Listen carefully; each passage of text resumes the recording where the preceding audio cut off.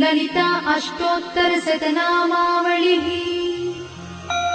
ॐ ऐं ह्रीं श्रीं रजताचलशृङ्गाग्रमध्यस्थायै नमः।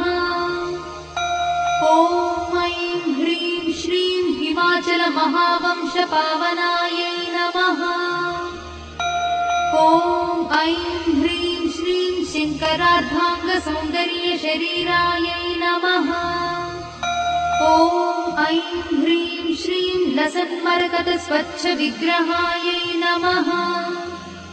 ॐ ऐं ह्रीं श्रीं महातिशयसौन्दर्यलावण्यायै नमः।